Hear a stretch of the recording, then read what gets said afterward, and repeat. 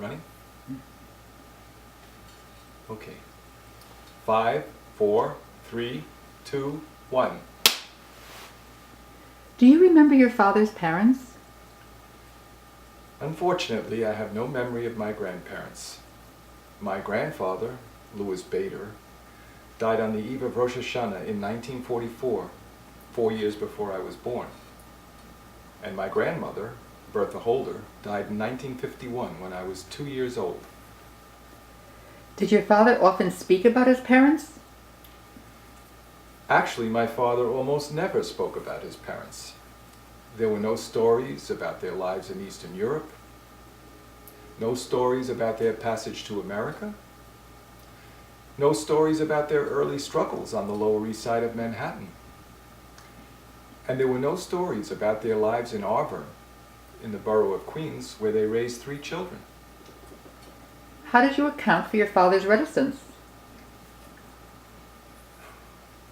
My father was a very practical man who saw little value in the past. He was firmly focused on the present or the future. So there was little room in my father's heart for sentiment. Weren't you curious to learn about your grandparents?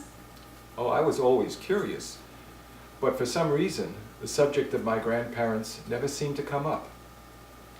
Unfortunately, it wasn't until after my father died that I decided to seek answers to the simplest questions I had never asked.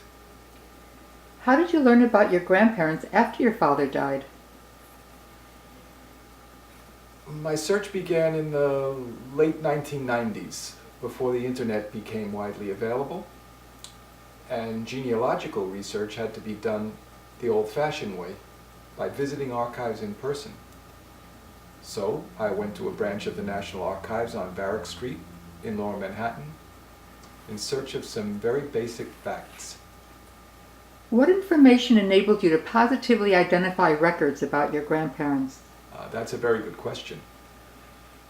I quickly discovered that I would need more than their names when scrolling through old documents on microfilm.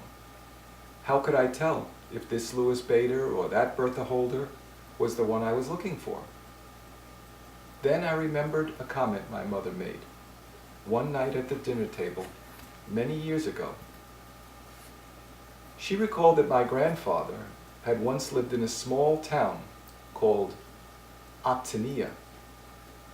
She didn't say where this was exactly, and she probably didn't know. But in sober tones, she told her children never to forget the name of this place. Although we never spoke about it again, Actiniya became the key to answering the many questions I had about Louis and Bertha Bader. Okay. Thank you very much.